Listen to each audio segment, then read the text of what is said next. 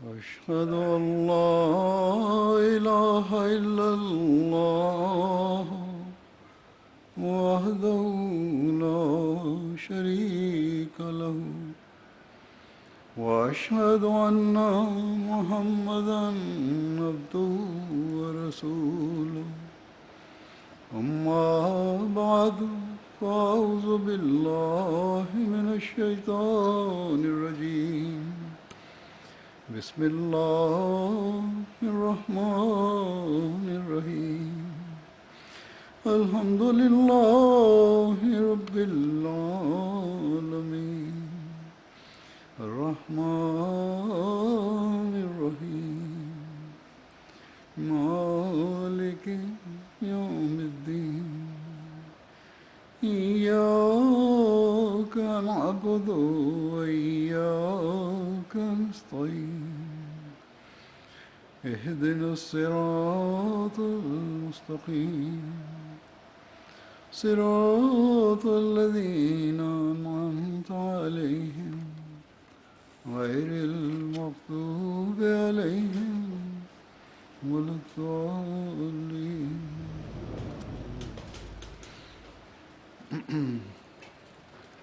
آج میں حقوق مختلف طبقات کے جو ہیں ان کے بارے میں اسی تسلسل کو جاری رکھوں گا جو 2019 کے جلسے کی آخری تقریر میں نے کیا تھا، جسے کل میں نے لجنہ میں بھی اظہار کیا تھا. جو مختلف طبقوں کے اسلام نے قائم فرمائے ہیں، اور یہ سب حقوق قرآن کریم، حدیث اور حضرت مسیح علیہ السلام کے ارشادات کی روشنی میں پیش کروں گا، جن پر عمل کر کے ہی حقیقت میں مختلف طبقوں کے حقوق قائم ہو سکتے ہیں. ہم یہ ایمان اور یقین رکھتے ہیں کہ قرآن کریم کی تعلیم کامل اور مکمل اور ہر زمانے کے مسائل کا حل ہے، اور اس پر عمل کیے بغیر نہ ہی دنیا کے مسائل حل ہو سکتے ہیں، نہ ہی معاشرے کے مختلف طبقوں کے حقوق ادا ہو سکتے ہیں. اس لیے ہمیں دنیا کے سامنے اس تعلیم کو پیش کرنے کے لیے کسی شرم، جھجک اور احساس کمتری کی ضرورت نہیں. ہمیں حقوق کے بارے میں دنیا داروں کے بنائے ہوئے اصول و قواعد کو اپنانے کی ضرورت نہیں، اور نہ ہی کسی قسم کا دفاعی انداز اپنانے کی ضرورت ہے، بلکہ قرآن کریم کی تعلیم کی روشنی میں دنیا داروں کو اور ان حقوق کے نام نہاد علمبرداروں کو اسلامی تعلیم کی روشنی میں اپنے پیچھے چلنے کی دعوت کی ضرورت ہے، تاکہ ہر لحاظ سے ہر طبقے کے حقوق کی حفاظت ہو اور دنیا میں امن اور سلامتی کی فضا حقیقت میں پیدا ہو اور قائم ہو. یہ یقینی بات ہے کہ معاشرے کے مختلف طبقات کے حقوق اس وقت تک قائم نہیں ہو سکتے جب تک کہ اس بات پر یقین نہ ہو کہ ہمارا ایک پیدا کرنے والا خدا ہے، اور اس کا حق ادا کرنا بھی ضروری ہے. حضرت مسیح علیہ السلام نے فرمایا کہ حق اللہ کیا ہے؟ یہی کہ اس کی عبادت کرنا اور اس کی عبادت میں کسی کو شریک نہ کرنا اور ذکر اللہ میں لگے رہنا، اس کے اوامر کی تعمیل اور نواہی سے اجتناب کرنا، اس کے محرمات سے پرہیز کرنا. اور جب خدا تعالیٰ کا یہ تصور ہوگا تو پھر اس کے احکامات پر عمل کرنے کی طرف توجہ پیدا ہوگی، اور اس کے احکامات کی ایک بہت بڑی اکثریت اس کی مخلوق کے حقوق کی ادائیگی ہے. اللہ تعالیٰ جو سب طاقتوں کا مالک ہے، رب ہے، ہر چیز دینے والا ہے، جس کی شکر گزاری ایک انسان پر لازم ہے. کس طرح وہ اپنی ربوبیت، رحمانیت اور رحیمیت کے نظارے دکھاتا ہے. اس کے باوجود حضرت صلی اللہ علیہ وسلم نے فرمایا کہ اگر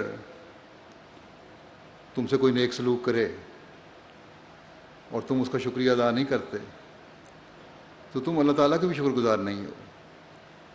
بس اللہ تعالیٰ نے تو ہر موقع پر ہمیں بتایا کہ تم ایک دوسرے کے حق ادا کرو، تو تبھی میرے حق ادا کرنے والے بنو گے.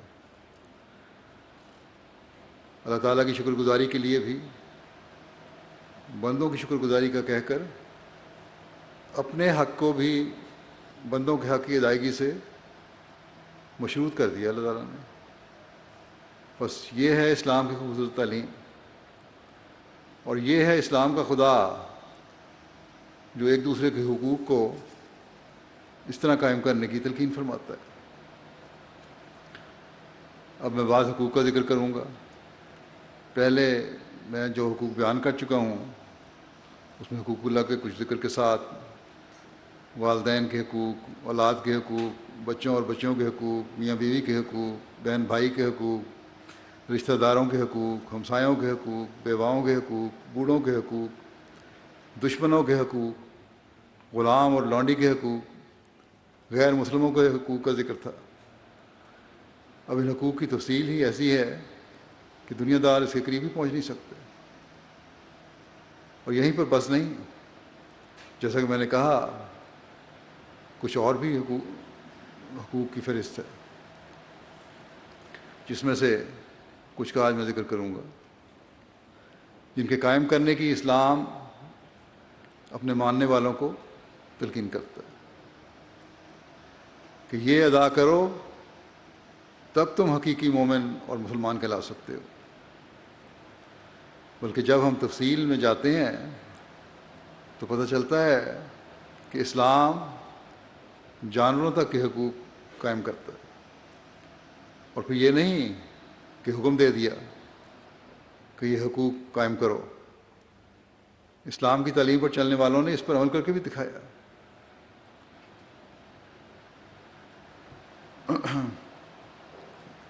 بہرحال جو آج بیان کرنے کے لیے مختلف طبقات کے حقوق میں نے منتخب کیے ہیں، ان میں سے ایک دوستوں کا حق ہے. دیکھیں کس تفصیل سے اللہ تعالیٰ نے اس بارے میں فرمایا ہے. اللہ تعالیٰ نے ہماری رہنمائی فرمائی ہے کہ تمہارے حقیقی دوست وہی ہو سکتے ہیں جن کے دل صاف ہیں. اگر دل صاف نہیں تو دوستی کیسی؟ اور جب ہم دوست بنا لو ایسے لوگوں کو جن کے دل صاف ہیں تو پھر ان کا حق بھی ادا کرو. اللہ تعالیٰ فرماتا ہے یا ایھا الذین آمنوا لا تتخذوا بطانة من دونکم لا یعلونکم خبالا ودوا ما عنتم قد بدت البغضاء من افواہہم وما تخفی صدورہم اکبر قد بینا لکم الآیات ان کنتم تعقلون. اے وہ لوگو جو ایمان لائے ہو، اپنے لوگوں کو چھوڑ کر دوسروں کو جگری دوست نہ بناؤ. وہ تم سے برائی کرنے میں کوئی کمی نہیں کرتے، وہ پسند کرتے ہیں کہ تم مشکل میں پڑو. یقیناً وہ ان کے منہ سے ظاہر ہو چکا ہے، اور جو کچھ ان کے دل چھپاتے ہیں وہ اس سے بھی زیادہ ہے. یقیناً ہم تمہارے لیے آیات کو کھول کھول کر بیان کر چکے ہیں اگر تم عقل رکھتے ہو. پھر اللہ تعالیٰ نے دوستوں کو بھی قریبی رشتہ داروں کی فہرست میں شامل کر کے بھائی چارے کی ایسی فضا پیدا کی ہے جو قربت کے احساس کو بڑھائے.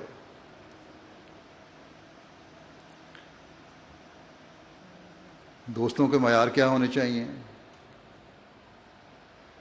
جب اس طرح دوستی ہو جائے تو اسے قائم بھی رکھنا ہے. اس بارے میں حضرت صلی اللہ علیہ وسلم فرماتے ہیں، حضرت امامہ روایت کرتے ہیں کہ رسول اللہ صلی اللہ علیہ وسلم نے فرمایا جس شخص نے اللہ کی خاطر محبت کی اور اللہ کی خاطر نفرت کی اور اللہ کی خاطر دیا اور اللہ ہی کی خاطر کچھ دینے سے رکا رہا تو یقیناً اس نے اپنا ایمان مکمل کر لیا۔ دوستی نبھانا خدا کی خاطر ہے، اور یہی حقیقی دوستی قائم رکھ سکتا ہے اور رکھتا ہے۔ عارضی دوستی نہیں ہوتی جس میں دراریں پڑ جائیں۔ جو اللہ تعالیٰ کی محبت کے بغیر دوستی ہے وہ دوستی عارضی ہوتی ہے۔ پھر ایک روایت میں آتا ہے، حضرت عمر بن خطاب بیان کرتے ہیں کہ رسول اللہ صلی اللہ علیہ وسلم نے فرمایا کہ یقیناً اللہ کے بندوں میں کچھ ایسے بھی ہوں گے جو انبیاء اور شہیدوں میں سے نہ ہوں گے، لیکن قیامت والے دن اللہ کے پاس ان کے رتبے کی تعریف انبیاء اور شہداء بھی کر رہے ہوں گے۔ صحابہ نے عرض کیا، یا رسول اللہ کون لوگ ہوں گے وہ؟ آپ نے فرمایا وہ جو اللہ کی خاطر محبت کرنے والے ہوں گے، کیونکہ ان کے درمیان نہ تو رشتہ داری ہوگی نہ ہی کوئی لین دین کا معاملہ ہوگا۔ اللہ کی قسم ان کے چہرے نور سے پر ہوں گے اور وہ نور سے بھرے ہوں گے۔ جب قیامت والے دن لوگ خوفزدہ ہوں گے تو اس وقت ان کو نہ تو خوف ہوگا اور نہ ہی وہ غمگین ہوں گے۔ بس یہ ہے آپس کی محبت اور دوستی پیدا کرنے کا نتیجہ اور اللہ تعالیٰ کا یہ احسان ان پہ۔ پھر حضرت ابو درداء بیان کرتے ہیں کہ رسول اللہ صلی اللہ علیہ وسلم نے فرمایا، جو بھی مسلمان اپنے بھائی کے لیے اس کی غیر موجودگی میں دعا مانگتا ہے تو فرشتہ اس کے حق میں کہتا ہے کہ تیرے لیے بھی اسی طرح ہو۔ یہاں صرف حقیقی بھائی مراد نہیں، ان کے لیے تو عموماً انسان دعا مانگتا ہے۔ اس بھائی چارے میں غیر رشتہ دار اور دوست بھی شامل ہیں۔ ایسی پیار کی بنیاد ڈالی ہے اسلام نے کہ جس کی مثال نہیں ہے۔ یہ بھائی چارہ اور دوستی ہے جو ایک دوسرے کے لیے دعا تک کرنے کی طرف راغب کرتی ہے اور فرشتوں کی دعا لینے کا بھی ذریعہ بن جاتی ہے۔ پھر حضرت انس بن مالک سے روایت ہے کہ رسول اللہ صلی اللہ علیہ وسلم نے فرمایا، آپس میں بغض نہ رکھو اور نہ حسد کرو اور نہ ایک دوسرے کی غیبت کرو، اور اللہ کے بندو آپس میں بھائی بھائی ہو جاؤ، اور کسی مسلمان کے لیے جائز نہیں کہ وہ اپنے بھائی سے 3 دن سے زیادہ قطع تعلق رکھے۔ یہ ہے بھائی چارے کا اور دوستی کا حق ادا کرنا۔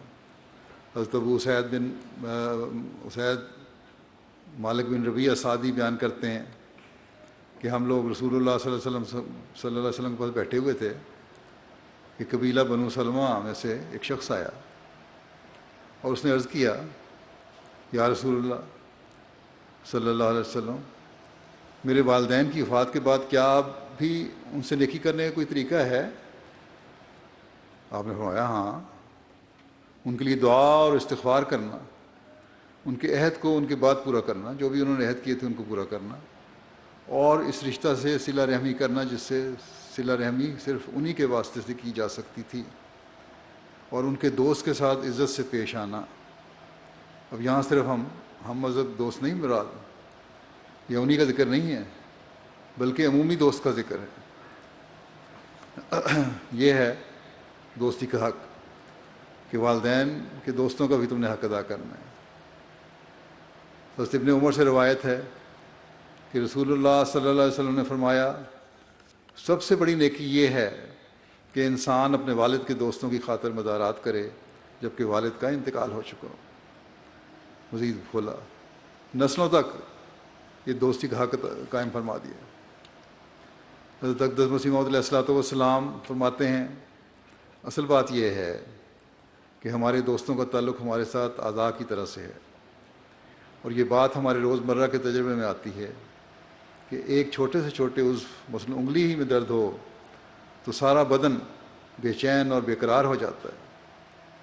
اللہ تعالیٰ خوب جانتا ہے کہ ٹھیک اسی طرح ہر وقت اور ہر آن میں ہمیشہ اسی خیال اور فکر میں رہتا ہوں کہ میرے دوست ہر قسم کی آرام و آسائش سے رہیں۔ یہ ہمدردی اور یہ غمخواری کسی تکلف اور بناوٹ کی روح سے نہیں، بلکہ جس طرح والدہ اپنے بچوں میں سے ہر واحد کے آرام و آسائش کی فکر میں مستقل رہتی ہے، خواہ وہ کتنے ہی کیوں نہ ہوں، اسی طرح میں للہی دل سوزی اور غمخواری اپنے دل میں دوستوں کے لیے پاتا ہوں، اور یہ ہمدردی کچھ ایسی اضطراری حالت پر واقع ہوئی ہے کہ جب ہمارے دوستوں میں سے کسی کا خط کسی قسم کی تکلیف یا بیماری کے حالات پر مشتمل پہنچتا ہے تو طبیعت میں ایک بے کلی اور گھبراہٹ پیدا ہو جاتی ہے، اور ایک غم شامل حال ہو جاتا ہے، اور جوں جوں احباب کی کثرت ہوتی جاتی ہے اسی قدر یہ غم بڑھتا جاتا ہے، اور کوئی وقت ایسا خالی نہیں رہتا جب کہ کسی قسم کا فکر اور غم شامل حال نہ ہو، کیونکہ اس قدر کثیر التعداد احباب میں سے کوئی نہ کوئی کسی نہ کسی غم اور تکلیف میں مبتلا ہو جاتا ہے، اور اس کی اطلاع پر ادھر دل میں قلق اور بے چینی پیدا ہو جاتی ہے۔ میں نہیں بتلا سکتا کہ کس قدر اوقات غموں میں گزرتے ہیں، چونکہ اللہ تعالیٰ کے سوا اور کوئی ہستی ایسی نہیں جو ایسے ہموم اور افکار سے نجات دے۔ اس لیے میں ہمیشہ دعاؤں میں لگا رہتا ہوں، اور سب سے مقدم دعا یہی ہوتی ہے کہ میرے دوستوں کو ہموم اور غموم سے محفوظ رکھے، کیونکہ مجھے تو ان کے ہی افکار اور رنج میں غم میں ڈالتے ہیں۔ اور پھر یہ دعا مجموعی حیت سے کی جاتی ہے کہ اگر کسی کو کوئی رنج اور تکلیف پہنچی ہے تو اللہ تعالیٰ اس سے اس کی نجات دے۔ ساری سرگرمی اور پورا جوش یہی ہوتا ہے کہ اللہ تعالیٰ سے دعا کروں۔ دعا کی قبولیت میں بڑی بڑی امیدیں ہیں۔ یہ تو افراد جماعت کے لیے بھی فرمایا، اسی طرح آگے بھی فرمایا اپنے دوستوں کے لیے کہ ہمارا تعلق دوستوں سے اس قدر ہے کہ جس قدر دوست ہوتے ہیں اور ان کے اہل و عیال ہیں گویا ہمارے ہی ہیں۔ کسی عزیز کے جدا ہونے پر اس قدر دکھ ہوتا ہے کہ جیسے کسی کو اپنے عزیز سے عزیز اولاد کے مر جانے کا ہوتا ہے۔ پھر آپ بیان فرماتے ہیں دوستی کے معیار کے بارے میں کہ کیا معیار ہونا چاہیے۔ بیان فرماتے ہیں کہ ایک مثال دے کے کہ چوری بھی ایک بری صفت ہے، لیکن اگر اپنے دوستوں کی چیز بلا اجازت استعمال کر لی جائے تو معیوب نہیں۔ عام دنیا داروں میں دیکھا جاتا ہے، بشرطے کہ دوست ہوں، دوستی پکی ہے تو بغیر پوچھے بھی استعمال کر لی، نکال لی چیز تو کوئی بری بات نہیں، یہ چوری نہیں۔ فرمایا کہ دو شخصوں میں باہمی دوستی کمال درجے کی تھی، واقعہ بیان فرماتے ہیں، اور ایک دوسرے کا موسم تھا۔ اتفاقاً ایک شخص سفر پر گیا، دوسرا اس کے بعد اس کے گھر میں آیا اور اس کی کنیز سے دریافت کیا کہ میرا دوست کہاں ہے؟ اس نے کہا کہ سفر کو گیا ہے۔ پھر اس نے پوچھا کہ اس کے روپیہ والے صندوق کی چابی تیرے پاس ہے؟ کنیز نے کہا کہ ہاں میرے پاس ہے، اس کے سیف کی چابی میرے پاس ہے، یہاں چھوڑ گیا ہے۔ اس نے کنیز سے وہ صندوق منگوایا، وہ سیف منگوا کر جہاں رقم رکھی تھی چابی لی اور خود کھول کر کچھ روپیہ اس میں سے لے لیا۔ جب صاحب خانہ گھر والا واپس آیا تو کنیز نے کہا کہ آپ کا دوست گھر میں آیا تھا۔ یہ سن کر صاحب خانہ کا رنگ زرد ہو گیا اور اس نے پوچھا کیا کہتا تھا؟ کنیز نے کہا کہ اس نے مجھ سے صندوق اور چابی منگوا کر خود آپ کا روپیہ والا صندوق کھولا اور اس میں سے روپیہ نکال کر لے گیا۔ پھر تو وہ صاحب خانہ، وہ گھر والا جو تھا، مالک تھا، جو اس کنیز پر اس قدر خوش ہوا کہ بہت ہی پھولا، اور صرف اس صلہ میں کہ اس نے اس کے دوست کا کہا مان لیا، اس کو ناراض نہیں کیا، واپس نہیں لوٹایا ناکام، اس کنیز کو اس نے آزاد کر دیا اور کہا کہ اس نیک کام کے اجر میں جو کہ تجھ سے ہوا میں آج ہی تجھے آزاد کرتا ہوں۔ بس ایسی دوستی اور اخوت ہے جس کا حق ایک دوسرے کو ادا کرنا چاہیے۔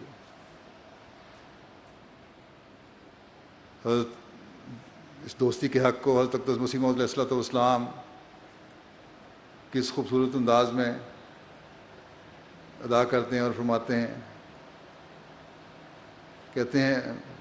ہیں کہ میرا یہ مذہب ہے کہ جو شخص ایک دفعہ مجھ سے عہد دوستی باندھے، مجھے اس عہد کی اتنی رعایت ہوتی ہے کہ وہ کیسا ہی کیوں نہ ہو اور کچھ ہی کیوں نہ ہو جائے، میں اس سے قطع تعلق نہیں کر سکتا۔ ہاں اگر وہ خود قطع تعلق کر دے تو ہم لاچار ہیں، ورنہ ہمارا مذہب تو یہ ہے کہ اگر ہمارے دوستوں سے کسی نے شراب پی ہو اور بازار میں گرا ہوا ہو اور لوگوں کا ہجوم اس کے گرد ہو تو بلا خوف لومۃ لائم کہ اسے اٹھا کر لے آئیں گے۔ عہد دوستی بڑا قیمتی جوہر ہے، اس کو آسانی سے ضائع کر دینا نہ چاہیے، اور دوستوں سے کیسی ہی ناگوار بات پیش آوے اسے اغماض اور تحمل کے ماحول میں اتارنا چاہیے۔ اب کوئی مرید تو ایسی باتیں نہیں کرے گا، یہ عام دوستوں کی بھی بات کر رہے ہیں آپ۔ یہ ہے دوستی کے حق کا معیار، ایک دفعہ کو دوست کہہ دیا تو پھر آخر تک اس کو ساتھ نبھایا۔ حضرت صلی اللہ علیہ وسلم نے فرمایا ہے کہ بچوں کا کام ہے کہ اپنے والدین کے دوستوں سے بھی حسن سلوک کریں اور ان کا حق ادا کریں، جیسا کہ بیان ہوا۔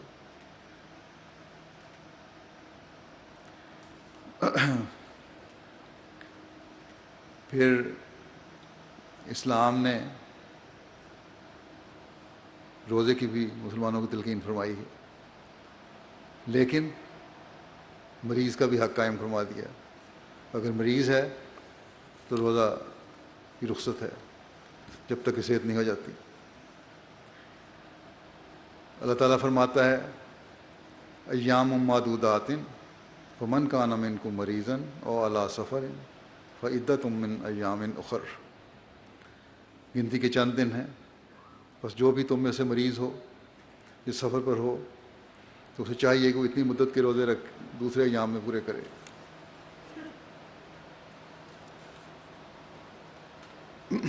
بس یہ حق ہے کہ اس کو چھوٹ بھی دے دی، یہ نہیں ہے کہ ضرور تم نے مریض نے بھی روزہ رکھنا ہے۔ بعض زبردستی اپنے اوپر ٹھونس لیتے ہیں، وہ غلط کرتے ہیں۔ حضرت مسلم علیہ السلام نے فرمایا کہ تمہیں اجازت دی ہے اسلام نے، اگر تم نے رکھ بھی لیا ہے سفر میں یا مریض ہونے کی حالت میں تو بعد میں بہرحال پورا کرنا پڑے گا۔ پھر مریض کا اسلامی معاشرے میں حق قائم کرنے کے لیے جو چھوٹی چھوٹی خواہشات ہیں ان کا بھی احترام کرنے کی ہدایت ہے۔ حضرت ابن عباس سے روایت ہے کہ نبی کریم صلی اللہ علیہ وسلم نے ایک شخص کی عیادت کی، آپ صلی اللہ علیہ وسلم نے فرمایا تم کو کیا خواہش ہے؟ اسے خواہش پوچھی اس کی، وہ بولا مجھے گندم کی روٹی کی خواہش ہے۔ یہ حال تھا صحابہ کا کہ گندم کی روٹی میسر نہیں تھی، ایک خواہش تھی کہ گندم کی روٹی تھوڑی سی مل جائے۔ اس پر نبی کریم صلی اللہ علیہ وسلم نے فرمایا جس کے پاس گندم کی روٹی ہو وہ اپنے بھائی کے لیے بھجوا دے۔ اب یہ کوئی عام چیز نہیں تھی کہ ہر ایک کے گھر میں موجود ہے، فرمایا جس کے پاس ہے وہ اس کی خواہش پوری کر دے۔ پھر آپ نے فرمایا کہ جب تم میں سے کسی کا مریض کسی چیز کی خواہش کرے تو اس کو وہ کھلا دیا کرو۔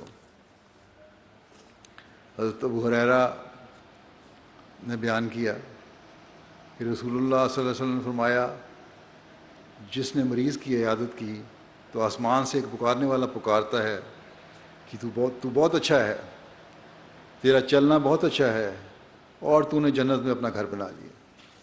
مریض کی عیادت پہ بھی اللہ تعالیٰ اس طرح نوازتا ہے۔ مریض کے لیے دعا بھی اس کا حق ہے۔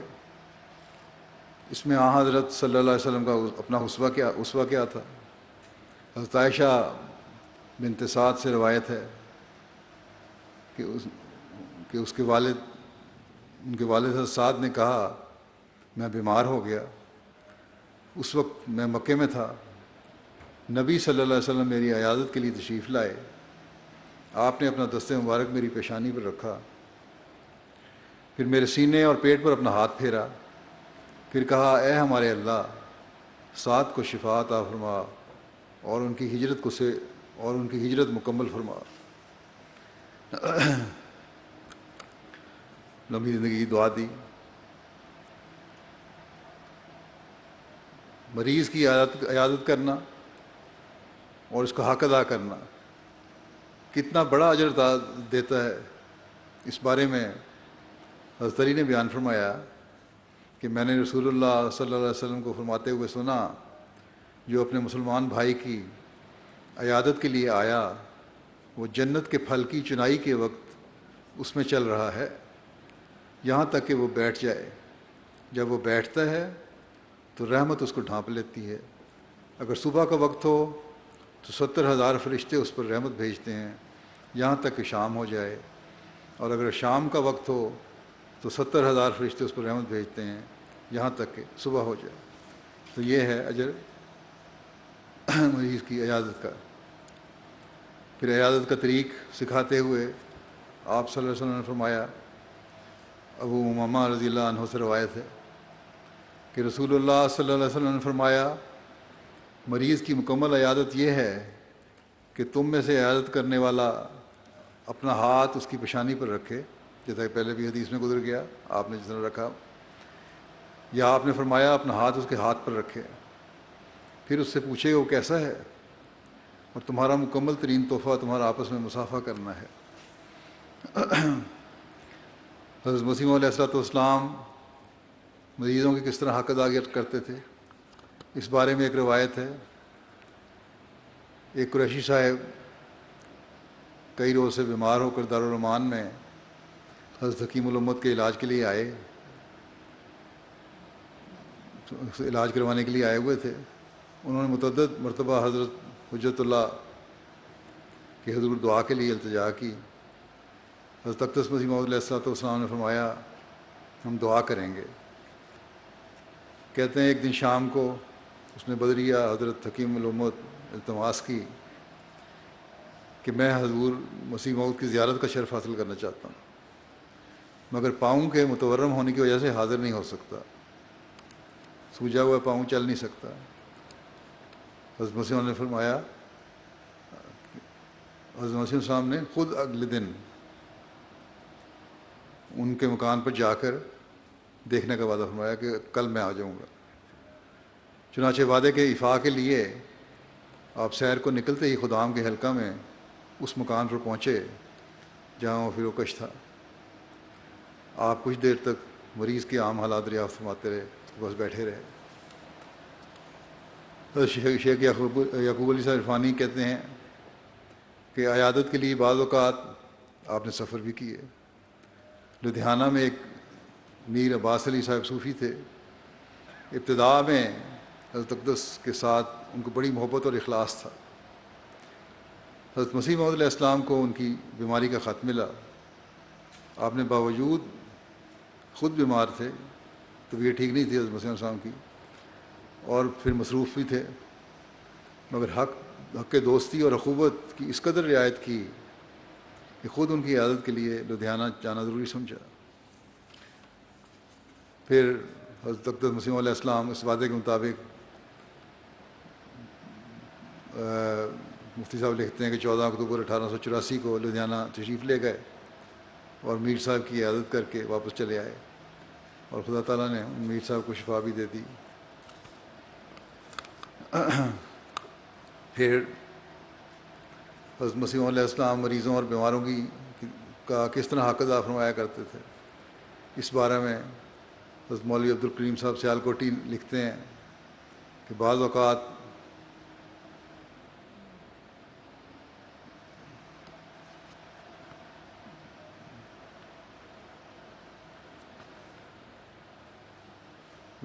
دعا درمل پوچھنے والی دوائیاں لینے والی گنوار عورتیں زور سے دستک دیتی اور اپنی سادہ اور گنواری زبان میں کہتی ہیں کہ مرزا جی ذرا بوا کھولو، کہ مرزا صاحب ذرا دروازہ تو کھولیں۔ حضرت اسی طرح اٹھتے جیسے مطاع ذی شان کا حکم آیا ہے، اور کشادہ پیشانی سے جیسے کسی بڑے حاکم نے حکم دیا کہ دروازہ کھولو، فوراً اٹھ کے دروازہ کھولتے اور کشادہ پیشانی سے باتیں کرتے اور دوا بتاتے ہیں۔ لکھتے ہیں کہ ہمارے ملک میں وقت کی قدر ہمارے ہاں ملک میں وقت کی قدر پڑھی ہوئی جماعت کو بھی نہیں۔ جو پڑھے لکھے لوگ ہیں وہ بھی وقت کی قدر نہیں جانتے، تو گنوار تو اور بھی زیادہ وقت ضائع کرنے والے ہیں۔ ایک عورت بے معنی بات چیت کرنے لگ گئی اور اپنے گھر کا رونا اور ساس نند کا گلہ کرنا شروع کر دیا ہے، اور گھنٹہ بھر اس میں ضائع کر دیا، لیکن حضرت مسیح علیہ السلام وقار اور تحمل سے بیٹھے سن رہے ہیں اس کی باتیں، زبان سے اشارے سے کہتے نہیں کہ بس اب جاؤ دعا پوچھ لی ہے، جان چھوڑو میری، اب کیا کام ہے، ہمارا وقت ضائع ہوتا ہے۔ سیالکوٹی صاحب لکھتے ہیں کہ حضرت مسیح نے یہ نہیں کہا کہ جاؤ اب کیا کام ہے، ہمارا وقت ضائع کر رہی ہے تم. خود ہی گھبرا کر اٹھ کھڑی ہوتی ہے، جب کچھ دیر ہو جاتی تو خود ہی اٹھ کھڑی ہوتی ہے اور مکان کو اپنی ہوا سے پاک کرتی ہے. کہتے ہیں ایک دفعہ بہت سی گنواری عورتیں بچوں کو لے کر دکھانے آئیں. اتنے میں اندر سے بھی چند خدمتگار عورتیں شربت شیرہ کے لیے برتن ہاتھوں میں لیے آ نکلیں، اور آپ کو دینی ضرورت کے لیے ایک بڑا اہم مضمون بھی لکھنا تھا اور جلد لکھنا تھا. میں بھی اتفاقاً جا نکلا. کیا دیکھتا ہوں کہ حضرت کمر بستہ اور مستعد کھڑے ہیں، اور جیسے کوئی یورپین اپنی دنیاوی ڈیوٹی پر چست اور ہوشیار کھڑا ہوتا ہے، اور 5-6 صندوق کھول رکھے ہیں اور چھوٹی چھوٹی شیشیوں اور بوتلوں میں سے کسی کو کچھ اور کسی کو کچھ عرق دے رہے ہیں، مختلف دوائیاں دے رہے ہیں. اور کوئی 3 گھنٹے تک یہی بازار لگا رہا. 10-15-20 منٹ نہیں، آدھا گھنٹہ، گھنٹہ نہیں، 3 گھنٹے تک یہ بازار لگا رہا. اسی طرح دوائیاں دیتے رہے اور ہسپتال جاری رہا. فراغت کے بعد میں نے عرض کیا، حضرت یہ تو بڑی زحمت کا کام ہے، اور اس طرح بہت سب قیمتی وقت ضائع ہو جاتا ہے. اللہ اللہ کس نشاط اور طمانیت سے مجھے جواب دیتے ہیں کہ یہ بھی تو ویسا ہی دینی کام ہے. یہ خدمت کرنا لوگوں کی اور دوائیاں دینا، مریضوں کو پوچھنا، ان کا علاج کرنا، یہ بھی تو دینی کام ہے. یہ مسکین لوگ ہیں، یہاں کوئی ہسپتال نہیں. میں ان لوگوں کی خاطر ہر طرح کی انگریزی اور یونانی دوائیں منگا کے رکھا کرتا ہوں جو وقت پر کام آ جاتی ہیں. اور فرمایا یہ بڑا ثواب کا کام ہے. مومن کو ان کاموں میں سست اور بے پرواہ نہیں ہونا چاہیے. پھر شیخ یعقوب علی صاحب عرفانی بیان کرتے ہیں کہ لالا ملاوہ مل صاحب جب ان کی عمر 22 سال کی تھی، وہ بعارضہ عرق النساء غالباً گاؤٹ جو کہتے ہیں، یہ بیمار ہو گئے. حضرت مسیح موعود علیہ السلام کا معمول تھا کہ صبح شام، یا شیاٹکا کو کہتے ہیں شاید، صبح شام ان کی خبر ایک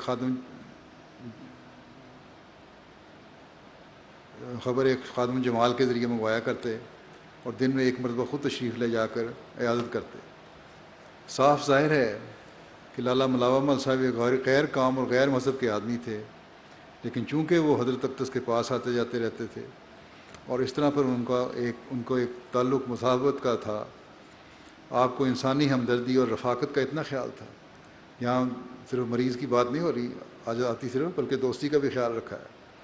اب غیر مذہب کا آدمی ہے، اس کا بھی دوستی کا بھی خیال ہے اور مریض کی تیمارداری کا بھی خیال ہے. رفاقت کا اتنا خیال تھا کہ ان کی بیماری میں خود ان کے مکان پر جا کر عیادت کرتے اور خود علاج بھی کرتے تھے. ایک دن لالا ملاوہ مل صاحب بیان کرتے ہیں کہ ایک دوائی انہیں دی گئی، جس کا نتیجہ یہ ہوا کہ رات بھر میں 19 مرتبہ لالا صاحب کو اجابت ہوئی، اور آخر میں خون آنے لگ گیا اور ذوف بہت ہو گیا. صبح معمول کے موافق حضرت کا خادم دریافت حال کے لیے آیا تو انہوں نے اپنی رات کی حقیقت کہی اور کہا کہ وہ خود تشریف لائیں. حضرت مسلم سے کو درخواست کی کہ آپ خود تشریف لائیں. حضرت اقدس فوراً ان کے مکان پر چلے گئے، اور لالا ملاوہ مل صاحب کی حالت کو دیکھ کر تکلیف ہوئی اور فرمایا کچھ مقدار زیادہ ہی تھی، مگر فوراً آپ نے اس بگول کا لعاب نکلوا کر لالا ملاوہ مل صاحب کو دیا، جس سے وہ سوزش اور خون کا آنا بھی بند ہو گیا اور ان کے درد کو بھی آرام آ گیا. دوستی کا اور ہمسائیگی کا اور مریض کی عیادت کا یہ حق ہے. پھر شیخ یعقوب علی صاحب عرفانی ہی لکھتے ہیں کہ لالا شرمپت رائے ایک مرتبہ بیمار ہوئے. ان کے شکم پر، پیٹ پر ایک پھوڑا ہوا، اور اس میں اس دنبل نے نہایت خطرناک شکل اختیار کی. حضرت اقدس کو اطلاع ہوئی. آپ خود لالا شرمپت رائے کے مکان پر جو انہیں نہایت تنگ و تاریک تھا تشریف لے گئے. لالا شرمپت رائے صاحب کو آپ نے جا کر دیکھا. وہ نہایت گھبرائے ہوئے تھے، ان کو اپنی موت کا یقین ہو رہا تھا. بے قراری سے ایسی باتیں کر رہے تھے جیسا کہ ایک پریشان انسان ہو. حضرت صاحب نے اس کو بہت تسلی دی اور فرمایا کہ گھبراؤ نہیں، میں ڈاکٹر عبداللہ صاحب کو مقرر کر دیتا ہوں، وہ اچھی طرح علاج کریں گے. اس وقت قادیان میں ڈاکٹر صاحب بھی ڈاکٹری کے لحاظ سے اکیلے اور بڑے ڈاکٹر تھے. چنانچہ دوسرے دن حضرت اقدس ڈاکٹر صاحب کو ساتھ لے کر آئے، پھر بھیجا نہیں صرف بلکہ ساتھ لے کر آئے اور ان کو خصوصیت کے ساتھ لالا شرمپت رائے کے علاج پر معمور کر دیا، اور اس علاج کا کوئی بار لالا صاحب پر نہیں ڈالا گیا، خرچہ بھی نہیں ڈالا ان پہ۔ آپ روزانہ بلا ناغہ ان کی عادت کو جاتے، اور جب زخم مندمل ہونے لگا اور ان کے وہ نازک حالت عمدہ حالت میں تبدیل ہو گئی تو آپ نے وقفے سے جانا شروع کیا، مگر اس کی عیادت کے سلسلے کو اس وقت تک جاری رکھا جب تک کہ وہ بالکل اچھا نہیں ہو گیا۔ یہ اعلیٰ نمونے ہیں دوستی نبھانے کے بھی اور عیادت کے بھی، اور مریض سے ہمدردی کے بھی، جو آپ نے دکھائے۔ حضرت صلی اللہ علیہ وسلم نے جن 5 باتوں کو مسلمان کو دوسرے مسلمان کے حق کے بارے میں بیان فرمایا ہے، ایک مسلمان کا دوسرے مسلمان کے حق کے بارے میں بیان فرمایا ہے، ان میں سے ایک مریض کی عیادت بھی ہے۔ حضرت ابو ہریرہ نے بیان کیا، رسول اللہ صلی اللہ علیہ وسلم نے فرمایا 5 باتیں مسلمان کے مسلمان پر حق میں سے ہیں۔ یہ حق ہے: سلام کا جواب دینا، بلانے پر لبیک کہنا، جنازے میں حاضر ہونا، مریض کی عیادت کرنا، اور چھینک مارنے والے کو جب وہ الحمدللہ کہے یرحمک اللہ کہنا۔ پھر اگلا جو حق ہے جو میں نے لیا ہے آج، وہ ہے یتیموں کا حق۔ یتیموں کے حق کے بارے میں اللہ تعالیٰ کیا حکم فرماتا ہے؟ فرمایا وَلَا تَقْرَبُوا مَالَ الْيَتِيمِ إِلَّا بِالَّتِي هِيَ أَحْسَنُ حَتَّى يَبْلُغَ أَشُدَّهُ، کہ اور سوائے ایسے طریقے جو بہت اچھا ہو، یتیم کے مال کے قریب نہ جاؤ یہاں تک کہ وہ اپنی بلوغت کی عمر کو پہنچ جائے۔ یعنی اگر کسی یتیم کی پرورش کرنی پڑے گی اور یتیم کا مال بھی ہو تو پرورش کے بہانے ناجائز طور پر اس کا مال نہ کھاؤ۔ اگر توفیق والا انسان ہے کوئی تو اپنی طرف سے خرچ کرتا رہے اس کی پرورش میں، تو یہ سب سے زیادہ بہتر ہے۔ لیکن اگر نہیں تو جو خرچ کرنا ہے وہ احتیاط سے کرو، اور حسب ضرورت اتنا ہی خرچ کرو جتنی ضرورت ہے۔ پھر اللہ تعالیٰ فرماتا ہے وَلَا تَقْرَبُوا مَالَ الْيَتِيمِ إِلَّا بِالَّتِي هِيَ أَحْسَنُ حَتَّى يَبْلُغَ أَشُدَّهُ وَأَوْفُوا بِالْعَهْدِ إِنَّ الْعَهْدَ كَانَ مَسْئُولًا۔ اور یتیم کے مال کے قریب نہ جاؤ مگر ایسے طریق پر کہ وہ بہترین ہو، یہاں تک کہ وہ اپنی بلوغت کی عمر کو پہنچ جائے، اور عہد کو پورا کرو، یقیناً عہد کے بارے میں پوچھا جائے گا۔ بس یہاں اس بات کی مزید وضاحت کر دی کہ نہ صرف ناجائز طور پر یتیم کا مال نہیں کھانا بلکہ اس کی حفاظت بھی کرنی ہے، اور جب یتیم عقل اور بلوغت کو پہنچے تو اس کا مال واپس کر دو۔ حفاظت کرنے سے یہ بھی مراد ہے کہ منافع بخش تجارت میں بھی اس کا لگایا جا سکتا ہے مال، اور یہی صحیح طریقہ ہے ایک یتیم کی پرورش کا۔ پھر فرمایا وَيُطْعِمُونَ الطَّعَامَ عَلَىٰ حُبِّهِ مِسْكِينًا وَيَتِيمًا وَأَسِيرًا، اور وہ کھانے کو اس کی چاہت کے ہوتے ہوئے مسکینوں اور یتیموں اور اسیروں کو کھلاتے ہیں۔ یہ ایک مومن کی شان ہے کہ ضرورت کے باوجود قربانی کر کے حق ادا کرتے ہیں۔ پھر فرمایا کلا بلا تکرمون الیتیم، خبردار در حقیقت تم یتیم کی عزت نہیں کرتے، یعنی کہ یتیم کی عزت نہیں کرتے، اس کا حق ادا نہیں کرتے تو پھر اس کی سزا بھی ملے گی، اس لیے ہوشیار ہو۔ پھر فرمایا فَأَمَّا الْيَتِيمَ فَلَا تَقْهَرْ، بس جہاں تک یتیم کا تعلق ہے اس پر سختی نہ کرو۔ یہ کس طرح اللہ تعالیٰ نے یتیم کے حق ادا کرنے کی طرف توجہ دلائی ہے، جو معاشرے کا کمزور حصہ ہے، بلکہ کمزور ترین حصہ ہے۔ جب تک بلوغ کو نہیں پہنچ جاتا اس کی حفاظت کرو، اس کے تمام حقوق کی حفاظت کرو، اور یہی ایک مومن کے لیے لازمی شرط ہے۔ پھر حضرت صلی اللہ علیہ وسلم نے کس طرح قرآنی ارشادات کی روشنی میں یتیمی خبرگیر کی تلقین فرمائی ہے، اس کا مختلف روایات میں ذکر ملتا ہے۔ حضرت عبداللہ بن مسعود کی بیوی حضرت زینب سے مروی ہے، وہ کہتی تھیں کہ میں مسجد میں تھی، میں نے نبی صلی اللہ علیہ وسلم کو دیکھا، آپ نے فرمایا تم عورتیں صدقہ کیا کرو، خواہ اپنے زیور ہی کا، اور حضرت زینب حضرت عبداللہ پر اور پھر چند یتیموں پر جو ان کی پرورش میں تھے خرچ کیا کرتی تھیں۔ بعد نے جو ارشاد فرمایا اس پہ حضرت زینب خرچ کیا کرتی تھی، اس لیے انہوں نے حضرت عبداللہ کو کہا کہ یا اس سے پہلے خرچ کیا کرتی تھیں۔ بہرحال انہوں نے حضرت عبداللہ کو کہا کہ رسول اللہ صلی اللہ علیہ وسلم سے پوچھو کیا میری طرف سے کافی نہیں ہوگا کہ میں اسی صدقے سے تم پر اور ان یتیموں پر جو میری پرورش میں ہیں خرچ کروں؟ تو حضرت عبداللہ نے کہا رسول اللہ صلی اللہ علیہ وسلم سے خود ہی پوچھو۔ اس لیے میں نبی صلی اللہ علیہ وسلم کے پاس گئی، میں نے دروازے پر انصار میں سے ایک عورت پائی، اس کی حاجت بھی میری حاجت جیسی تھی، وہ بھی وہی سوال پوچھنا چاہتی تھی۔ اتنے میں حضرت بلال ہمارے پاس سے گزرے، ہم نے کہا کہ نبی صلی اللہ علیہ وسلم سے پوچھو کیا میری طرف سے یہ کافی ہوگا کہ میں اپنے خامد اور چند ایسے یتیموں پر جو میری گود میں ہیں صدقہ سے خرچ کروں؟ اور ہم نے کہا ہمارا پتہ نہ بتانا، یہ نہ بتانا کس نے پوچھا۔ چنانچہ وہ اندر گئے اور انہوں نے آپ صلی اللہ علیہ وسلم سے پوچھا، لیکن آپ صلی اللہ علیہ وسلم نے فرمایا کہ دو عورتیں کون ہیں جو سوال پوچھ رہی ہیں؟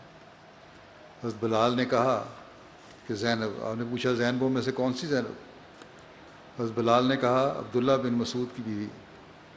آپ نے فرمایا ہاں، اس کے لیے 2 اجر ہیں، قرابت کا اجر اور صدقے کا اجر۔ اس طرح جو خرچ کر رہی ہے اس کو یقیناً اجر ملے گا۔ حضرت ابو ہریرہ رضی اللہ عنہ سے روایت ہے کہ رسول اللہ صلی اللہ علیہ وسلم نے فرمایا کہ یتیم کی پرورش کرنے والا اور میں جنت میں اس طرح ہوں گے جیسے یہ دونوں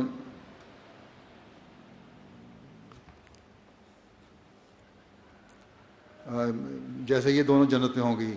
اور راوی مالک تھے، انہوں نے کہتے ہیں شہادت کی انگلی اور درمیانی انگلی کے ذریعے اشارہ فرمایا، دونوں انگلیاں ملا کے فرمایا کہ جس طرح یہ دونوں میرے ساتھ جنت میں ہوں گی، اسی طرح میں اور یتیم کی پرورش کرنے والا جنت میں ہوں گے۔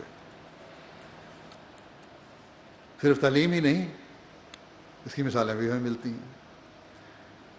عون بن ابو جحیفہ اپنے والد سے روایت کرتے ہیں کہ ہمارے پاس نبی صلی اللہ علیہ وسلم کی طرف سے صدقہ لینے والا آیا جس نے ہمارے امراء سے زکوٰۃ لے کر ہمارے غریبوں کو دی، اور میں ایک یتیم لڑکا تھا، سو انہوں نے مجھے اس مال میں سے ایک اونٹنی دی۔ اس زمانے میں یہ کوئی معمولی بات نہیں تھی کہ اونٹنی دی جائے، اور وہ بھی ایک لڑکے کو جو یتیم لڑکا تھا۔ حضرت ابن عباس سے روایت ہے کہ نبی صلی اللہ علیہ وسلم نے فرمایا مسلمانوں میں سے جو کسی یتیم کو اپنے ساتھ کھانے پینے میں شامل کرے تو بلا شک و شبہ اسے اللہ جنت میں داخل کرے گا۔ پھر حضرت ابو ہریرہ ایک روایت بیان کرتے ہیں کہ رسول اللہ صلی اللہ علیہ وسلم نے فرمایا اے اللہ، میں یقیناً 2 کمزوروں کے حق کے بارے میں سختی سے انذار کرتا ہوں، ایک یتیم کا اور ایک عورت کا۔ حق نہیں ادا کرو گے تو اللہ تعالیٰ کی پکڑ میں آ جاؤ گے۔ حضرت ابو ہریرہ سے ایک روایت ہے کہ نبی کریم صلی اللہ علیہ وسلم نے فرمایا مسلمانوں میں سب سے اچھا گھر وہ ہے جس میں کوئی یتیم ہو اور اس کے ساتھ حسن سلوک کیا جاتا ہو، اور مسلمانوں میں سب سے بدترین گھر وہ ہے جس میں یتیم ہے اور اس کے ساتھ برا سلوک کیا جاتا ہے۔ کس قدر ناپسندیدگی کا اظہار ہے۔ یتیم کے حق ادا نہ کرنے والوں کو بڑا سخت تنبیہ کی گئی ہے، انذار کیا گیا ہے۔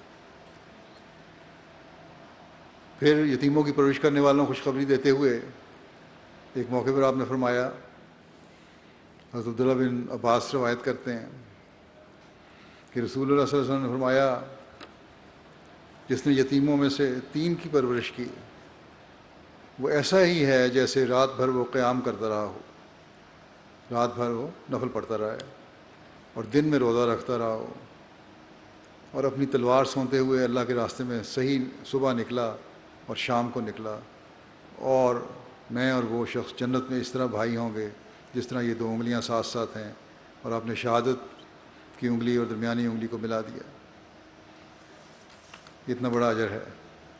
حضرت اقدس مسیح علیہ السلام فرماتے ہیں، ایک جگہ فرمایا، یعنی آپ فرماتے ہیں اللہ تعالیٰ نے ایک جگہ فرمایا کہ یطعمون الطعام علی حبہ مسکینا و یتیما و اسیرا انما نطعمکم لوجہ اللہ لا نرید منکم جزاء ولا شکورا۔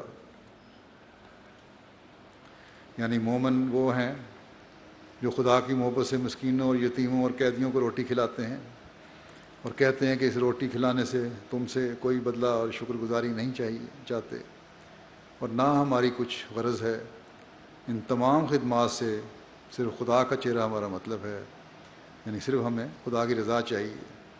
اب سوچنا چاہیے کہ ان تمام آیات سے کس قدر صاف صاف معلوم ہوتا ہے کہ قرآن شریف نے اعلیٰ طبقہ عبادت الہی اور اعمال صالحہ کا یہی رکھا ہے کہ محبت الہی اور رضا الہی کی طلب سچے دل سے ظہور میں آوے۔ خدا تعالیٰ نے تو اس دین کا نام اسلام اس غرض سے رکھا ہے کہ تا انسان خدا تعالیٰ کی عبادت نفسانی اغراض سے نہیں بلکہ طبعی جوش سے کرے، کسی ذاتی غرض سے نہ کرے عبادت، بلکہ ایک جوش ہو اللہ تعالیٰ کی محبت کا، اس کی رضا حاصل کرنے کا، اس کی وجہ سے عبادت کی جائے اللہ تعالیٰ کی۔ کیونکہ اسلام تمام اغراض کے چھوڑ دینے کے بعد رضا بقضاء کا نام ہے۔ دنیا میں بجز اسلام ایسا کوئی مذہب نہیں جس کے یہ مقاصد ہوں۔ فرمایا بے شک خدا تعالیٰ نے اپنی رحمت جتلانے کے لیے مومنوں کو انواع و اقسام کی نعمتوں کے وعدے دیے ہیں، مگر مومنوں کو جو اعلیٰ مقام کے خواہش مند ہیں یہی تعلیم دی ہے کہ محبت ذاتی سے خدا تعالیٰ کی عبادت کریں، اور اس کے لیے یہ یتیموں اور مسکینوں کا حق ادا کرنا ہے جو اللہ تعالیٰ کی محبت پیدا کرتا ہے۔ رسول کریم صلی اللہ علیہ وسلم کے زمانے کا واقعہ ہے کہ ایک بچہ یتیم رہ گیا، تو صحابہ میں آپس میں لڑائی شروع ہو گئی۔ ایک کہتا تھا کہ میں اس کی پرورش کروں گا، دوسرا کہتا تھا اس کی پرورش میں کروں گا۔ آخر رسول اللہ صلی اللہ علیہ وسلم کے پاس یہ معاملہ پہنچا تو آپ نے فرمایا کہ بچہ سامنے کرو اور وہ جس کو پسند کرے اس کے سپرد کر دو۔ بس اس طرح صحابہ یہ فرض ادا کرنے کے لیے ایک دوسرے پر سبقت لے جانے کی کوشش کرتے تھے۔ نعرہ تکبیر، نعرہ تکبیر، حضرت محمد مصطفیٰ، حضرت محمد مصطفیٰ، اسلام احمدیت، غلام احمد کی، غلام احمد کی، خلافت احمدیہ، نعرہ تکبیر۔ اسلام معاہدوں کی پابندی کی بڑی شدت سے تلقین کرتا ہے کہ معاہدے جو تم کرتے ہو ان کا بھی تم نے کس طرح حق ادا کرنا ہے، اور ہر صورت میں انہیں پورا کرنے کی تلقین کرتا ہے۔ بعض دفعہ دشمن نے چالاکی سے کسی مسلمان سے معاہدہ کر لیا تو پھر اس وقت کے خلیفہ نے کہا کہ اسے نبھایا جائے۔ چنانچہ ایک واقعہ تاریخ میں آتا ہے، حضرت عمر کے زمانے میں ایک حبشی غلام نے ایک قوم سے یہ معاہدہ کیا تھا کہ فلاں فلاں رعایتیں تمہیں دی جائیں گی۔ جب اسلامی فوج گئی اس قوم نے کہا ہم سے تو یہ معاہدہ ہے۔ فوج کے اعلیٰ افسر نے اس معاہدے کو تسلیم کرنے میں لیت و لال کی، اور بات حضرت عمر تک پہنچی تو انہوں نے فرمایا کہ مسلمان کی بات جھوٹی نہیں ہونی چاہیے، چاہے غلام نے معاہدہ کیا تھا، ایک معاہدہ کر لیا، اب ہمیں اس کو پورا کرنا چاہیے۔ قرآن کریم میں اللہ تعالیٰ معاہدوں کی پابندی کرنے کے بارے میں فرماتا ہے الا الذین عاہدتم من المشرکین ثم لم ينقصوکم شیئا ولم یظاہروا علیکم احدا فَأَتِمُّوا إِلَيْهِمْ عَهْدَهُمْ إِلَى مُدَّتِهِمْ إِنَّ اللَّهَ يُحِبُّ الْمُتَّقِينَ۔ سوائے مشرکین میں سے ایسے لوگوں کے جن کے ساتھ تم نے معاہدہ کیا، پھر انہوں نے تم سے کوئی عہد شکنی نہیں کی اور تمہارے خلاف کسی اور کی مدد بھی نہیں کی، بس تم ان کے ساتھ معاہدہ کو طے کردہ مدت تک پورا کرو، یقیناً اللہ تعالیٰ متقیوں سے محبت کرتا ہے۔ بس تقویٰ پہ چلنے والوں کی ایک شرط معاہدوں کی پابندی ہے اور اس کا حق ادا کرنا ہے۔ حضرت عبداللہ بن عمر نے نبی کریم صلی اللہ علیہ وسلم سے روایت کی ہے کہ آپ نے فرمایا، جس نے ایسے آدمی کو قتل کیا جس سے معاہدہ ہو، اس نے جنت کی خوشبو نہ سونگھی جب کہ جنت کی خوشبو تو ایسی ہے کہ 40 برس کی مسافت پر بھی محسوس ہوتی ہے، اتنا پھیلی ہوئی جنت کی خوشبو، لیکن جس نے معاہدہ توڑ دیا وہ اسے محروم رہ گیا۔ صحابہ کرام کے چند صاحبزادوں سے روایت ہے کہ انہوں نے اپنے آبا سے سنا، جو ایک دوسرے کے رشتہ دار تھے، کہ رسول اللہ صلی اللہ علیہ وسلم نے فرمایا، جو شخص کسی ذمہ شخص پر ظلم کرے گا یا اس کے حق میں کسی قسم کی کمی کرے گا یا اس کی طاقت سے زیادہ اس پر ذمہ داری ڈالے گا یا اس کی مرضی کے بغیر اس سے کوئی چیز حاصل کرے گا، تو میں قیامت کے دن ایسے شخص سے جھگڑا کروں گا۔ اس لیے کہ ذمہ سے بھی ایک معاہدہ ہے اور اس کے حقوق کی حفاظت کرنے کا ایک حق ہے، فرض ہے مسلمان پر۔ پھر آپ نے معاہدات کا کس حد تک پاس فرمایا، اس بارے میں حضرت عبدالرحمن بن بیلمانی بیان کرتے ہیں کہ رسول اللہ صلی اللہ علیہ وسلم نے ذمیوں میں سے ایک آدمی کے بدلے میں اہل قبلہ یعنی مسلمانوں میں سے ایک آدمی کو قتل کر دیا اور فرمایا کہ میں ان لوگوں میں سب سے زیادہ حقدار ہوں جو اپنی ذمہ داری پوری کرتے ہیں۔ یعنی اس نے قتل کیا تھا، مسلمان نے، اس کے ذمہ اس کی وجہ سے اس کو بھی قتل کیا۔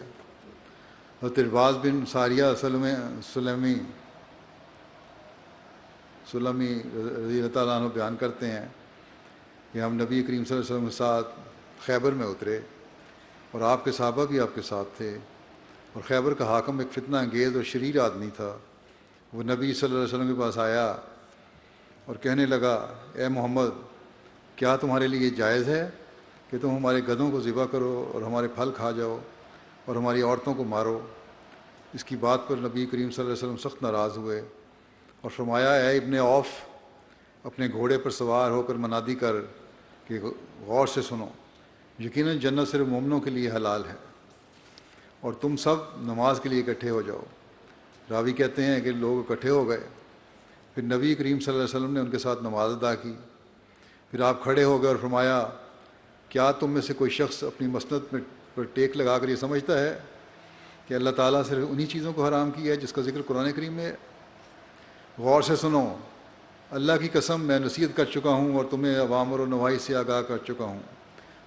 بہت سارے اوامر و نواہی ہیں، ان سے بتا چکا ہوں میں، وہ اتنی چیزیں ہیں جو قرآن کے برابر یا اس سے بھی زیادہ ہیں، اور یقیناً اللہ تعالیٰ عز و جل نے تمہارے لیے جائز نہیں کیا کہ تم اہل کتاب کے گھروں میں بغیر اجازت کے داخل ہو جاؤ، اور نہ ان کی عورتوں کو مارنے کی اجازت ہے اور نہ ان کے پھل کھانے کی جب وہ تمہیں وہ جزیہ دیں جو ان پر واجب ہے۔ جبکہ جزیہ دے رہے ہیں تو کوئی وجہ نہیں۔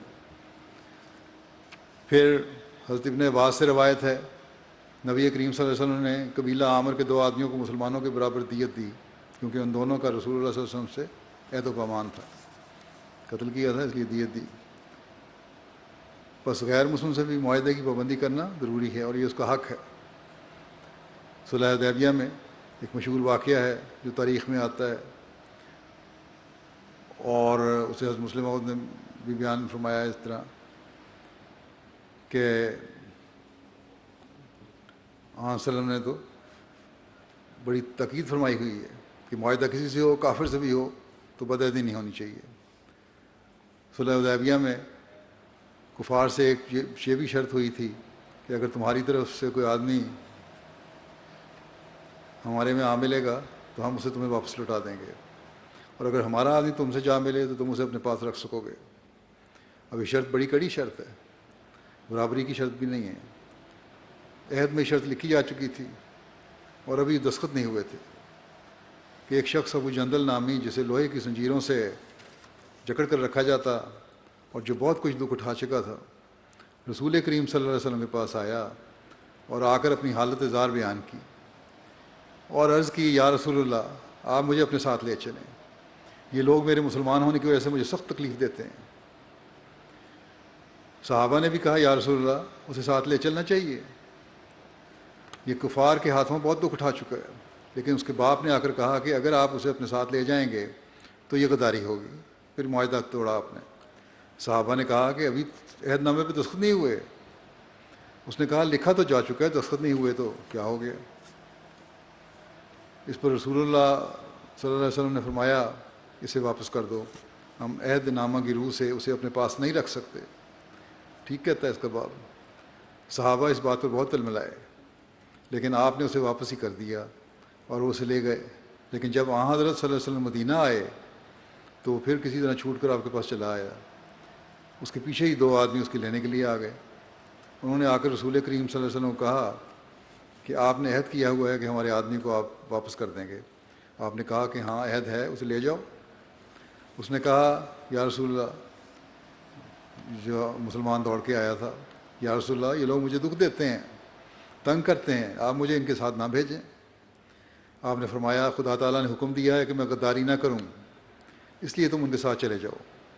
وہ چلا گیا اور راستے میں جا کر ایک شخص کو قتل کر کے پھر بھاگ آیا اور آ کر کہا یا رسول اللہ آپ کا ان سے جو عہد تھا وہ آپ نے پورا کر دیا، لیکن میرا تو ان سے کوئی عہد نہیں تھا، میں ان کے ساتھ جاؤں گا کہ میں ان کے ساتھ جاؤں، اس لیے میں پھر آ گیا ہوں۔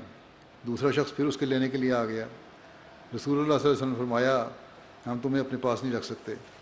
پھر آپ نے پھر اسے واپس بھیج دیا، لیکن بہرحال وہ اکیلا آدمی اسے نہ لے جا سکا، اس لیے وہ رہ گیا۔ مگر رسول کریم صلی اللہ علیہ وسلم نے یہی بار بار یہی کہا۔ ایک روایت یہ بھی ہے کہ وہ کسی دوسرے علاقے میں چلا گیا مدینہ آنے کے بجائے، لیکن وہاں نہیں آیا۔ رسول کریم صلی اللہ علیہ وسلم نے یہی کہا بار بار کہ میں جو عہد کر چکا ہوں اس کے خلاف نہیں کروں گا۔ تو آپ نے باوجود کافروں سے عہد کرنے کے اور ایک مسلمان کے سخت مصیبت میں مبتلا ہونے کے اسے پورا کیا۔ صلح حدیبیہ کے موقع پر ایک شرط یہ ہوئی تھی کہ عرب کے جو قبائل چاہیں رسول کریم صلی اللہ علیہ وسلم سے مل جائیں اور جو چاہیں مکہ والوں سے مل جائیں، اور دونوں فریق کا فرض ہے کہ نہ صرف آپس میں لڑائی سے بچیں بلکہ جو لوگ دوسرے فریق کے ساتھ مل جائیں ان سے بھی نہ لڑیں۔ مکے والوں نے اس میں بدعہدی کی اور ایک قبیلہ جو مسلمانوں کا حلیف تھا اس پر انہوں نے حملہ کر دیا۔ ان لوگوں نے رسول کریم صلی اللہ علیہ وسلم کے پاس شکایت کی کہ اور آپ نے اپنے دوست قبیلے کی حمایت پر مکہ پر چڑھائی کا فیصلہ کیا۔ معاہدہ کی روح سے ہی ان کا حق تھا کہ ان کی مدد کی جائے، اور بہرحال مسلمانوں کا فرض تھا کہ اس کو پورا کریں، ان کو حق دلوائیں، اور مکہ والوں کو تو جو معاہدہ توڑنے کی سزا ہے وہ بھی دی جائے۔ بہرحال مکے والوں کو خبر پہنچی، ابو سفیان کو انہوں نے بھیجا، وہ آیا، اس نے مسجد نبوی میں آ کے اعلان کیا کہ میں کیونکہ معاہدے میں شامل نہیں تھا اس لیے نئے سرے سے معاہدہ ہوتا ہے۔ لیکن مسلمانوں نے کہا یہ کیوں بچوں والی باتیں نہ کرو، جو معاہدہ ہو گیا اور تم اس کو توڑ چکے ہو۔ اور وہ سخت شرمندہ ہو کے واپس گیا، اور پھر اس کے نتیجے میں پھر فتح مکہ ہوئی۔ پھر جنگ کرنے والوں کے حقوق۔ عام طور پر جنگیں ہوتی ہیں یا آج کل بھی جو جنگیں ہوتی ہیں وہ صرف اپنی برتری ثابت کرنے اور اپنی حدود کو بھی بڑھانے کے لیے لڑی جاتی ہیں، اور آج کل تو دوسرے ملکوں کے وسائل پر بھی کسی نہ کسی طریقے سے قبضہ کرنے کے لیے ہوتی ہیں۔ بات کرتے ہیں حقوق کی اور حق لوگوں دوسروں کے غصب کر رہے ہوتے ہیں، لیکن اسلام میں جو جنگ کی اجازت ہے، یا اسلام جو جنگ کی اجازت دیتا ہے تو امن قائم کرنے کے لیے، مذہبی آزادی کے لیے، ظلم کرنے والوں کے خلاف لڑنے کے لیے۔ اور اس کے باوجود پھر لڑائی کے باوجود ایسی ساتھ ہی ان کے حقوق بھی قائم کرتا ہے دشمن کے۔ چنانچہ جب پہلا حکم جنگ کا اجازت کا نازل ہوا تو اس میں اللہ تعالیٰ نے اجازت کی وجہ بتا کر اجازت دی تھی کہ اذن للذین یقاتلون بانہم ظلموا وان اللہ علی نصرہم لقدیر، کہ ان لوگوں کو جن کے خلاف قتال کیا جا رہا ہے قتال کی اجازت دی جاتی ہے کیونکہ ان پر ظلم کیے گئے، اور یقیناً اللہ ان کی مدد پوری قدرت رکھتا ہے۔ الذین اخرجوا من دیارہم بغیر حق الا ان یقولوا ربنا اللہ ولولا دفع اللہ الناس بعضهم ببعض لہدمت صوامع وبیع وصلوات ومساجد یذکر فیہا اسم اللہ کثیرا ولینصرن اللہ من ینصرہ ان اللہ لقوی عزیز۔ وہ لوگ جنہیں ان کے گھروں سے ناحق نکالا گیا محض اس بنا پر کہ وہ کہتے تھے کہ اللہ ہمارا رب ہے، اور اگر اللہ کی طرف سے لوگوں کا دفاع ان میں سے اور بعض کو بعض دوسروں سے بھڑا کر نہ کیا جاتا تو راہب خانے منہدم کر دیے جاتے، اور گرجے بھی اور یہود کے معبد بھی اور مساجد بھی جن میں بکثرت اللہ کا نام لیا جاتا ہے، اور یقیناً اللہ ضرور اس کی مدد کرے گا جو اس کی مدد کرتا ہے، یقیناً اللہ بہت طاقتور اور کامل غلبے والا ہے۔ اس لیے فرمایا کہ اگر کھلی چھوٹ دے دی ان لوگوں کو تو پھر تو کوئی مذہبی عبادت گاہ باقی نہیں رہے گی، یہ لوگ حملہ کر کے سب کو ختم کر دیں گے۔ پھر انصاف قائم کرنے کے مقصد کو سامنے رکھتے ہوئے اجازت دی کہ یا ایھا الذین آمنوا کونوا قوامین للہ شہداء بالقسط ولا یجرمنکم شنآن قوم علی الا تعدلوا اعدلوا هو اقرب للتقوی واتقوا اللہ ان اللہ خبیر بما تعملون۔ اے وہ لوگو جو ایمان لائے ہو، اللہ کی خاطر مضبوطی سے نگرانی کرتے ہوئے انصاف کی تائید میں گواہ بن جاؤ، اور کسی قوم کی دشمنی تمہیں ہرگز اس بات پر آمادہ نہ کرے کہ تم انصاف نہ کرو۔ انصاف کرو، یہ تقویٰ کے سب سے زیادہ قریب ہے، اور اللہ سے ڈرو، یقیناً اللہ اس سے ہمیشہ باخبر رہتا ہے جو تم کرتے ہو۔ جنگ قائم کرنے کے لیے حق پھر آن رسول صلی اللہ علیہ وسلم نے کس طرح قائم فرمائے، اس بارے میں ایک روایت ہے۔ سلیمان بن بریدہ اپنے والد سے روایت کرتے ہیں، وہ کہتے ہیں کہ رسول اللہ صلی اللہ علیہ وسلم جب لشکر یا مہم پر کوئی امیر مقرر فرماتے تو خاص اسے اللہ کا تقوی اختیار کرنے اور اپنے ساتھی مسلمان کے ساتھ بھلائی کی تاکید فرماتے۔ پھر آپ فرماتے اللہ کے نام کے ساتھ اللہ کی راہ میں ان لوگوں سے جنگ کرو جو اللہ کا انکار کرتے ہیں، جنگ کرو اور خیانت نہ کرنا، بدعہدی نہ کرنا اور مسلح نہ کرنا، اور کسی بچے کو قتل نہ کرنا، اور جب تمہارا اپنے مشرک دشمنوں سے مقابلہ ہو تو انہیں 3 باتوں کی دعوت دو، بس ان میں سے جو بھی وہ تمہاری طرف سے قبول کریں وہ ان سے قبول کر لو اور ان سے رک جاؤ۔ انہیں اسلام کی طرف بلاؤ، اگر وہ تمہاری بات مان لیں تو ان سے قبول کر لو اور ان سے رک جاؤ۔ ان سے اپنے علاقے سے مہاجرین کے علاقے کی طرف منتقل ہونے کا مطالبہ کرو، اور انہیں بتاؤ کہ اگر وہ ایسا کریں گے تو ان کے لیے بھی وہی حقوق ہوں گے جو مہاجرین کے ہیں، اور ان پر بھی وہی فرائض ہوں گے جو مہاجرین کے ہیں۔ اگر وہ ان سے منتقل ہونے سے انکار کریں تو انہیں بتاؤ کہ ان کا معاملہ بدوی مسلمانوں کا سا ہوگا، ان پر بھی اللہ کا حکم ویسے ہی جاری ہوگا جیسے مومنوں پر نافذ ہے، اور انہیں غنیمت اور فیض سے کچھ نہیں ملے گا سوائے اس کے کہ وہ مسلمانوں کے ساتھ مل کر جہاد کریں۔ اگر وہ اس سے بھی انکار کریں تو ان سے جزیہ طلب کرو، اور اگر وہ تمہاری بات مان لیں تو ان سے قبول کرو اور ان سے رک جاؤ، اور اگر وہ انکار کریں تو اللہ سے مدد طلب کرو اور ان سے لڑائی کرو، اور اگر تم قلعہ والوں کا محاصرہ کرو اور وہ تم سے اللہ اور اس کے نبی کی ذمہ داری مانگیں تو تم انہیں اللہ اور اس کے نبی کی ذمہ داری نہ دو بلکہ اپنی اور اپنے ساتھیوں کی ذمہ داری دو۔ وجہ کیا ہے؟ کیونکہ اگر تم اپنے یا اپنے ساتھیوں کی ذمہ داری کو پورا نہ کر سکو تو یہ اس سے بہتر ہے کہ تم اللہ اور اس کے رسول کی ذمہ داری پوری نہ کرو، کیونکہ اگر وہ پوری نہ کر سکو گے تو زیادہ گناہ گار بنو گے۔ اور پھر تم نے پوچھا بھی نہیں اور جب تم کسی قلعے والوں کا محاصرہ کرو اور تم سے اللہ کے حکم پر اترنے کی اجازت مانگے تو تمہیں اللہ کے حکم پر نہ نکالو بلکہ اپنے حکم کے تحت نکالو، کیونکہ تم نہیں جانتے کہ تم ان کے متعلق اللہ کا حکم ادا کر سکتے ہو یا نہیں۔ جتنی نرمی ہو سکتی ہے وہاں کرنے کی تلقین فرمائی ہے ان کو۔ پھر ایک روایت میں ہے، حضرت عبداللہ بن زید روایت کرتے ہیں کہ نبی کریم صلی اللہ علیہ وسلم نے لوٹ مار کرنے اور مسئلہ کرنے سے منع فرمایا۔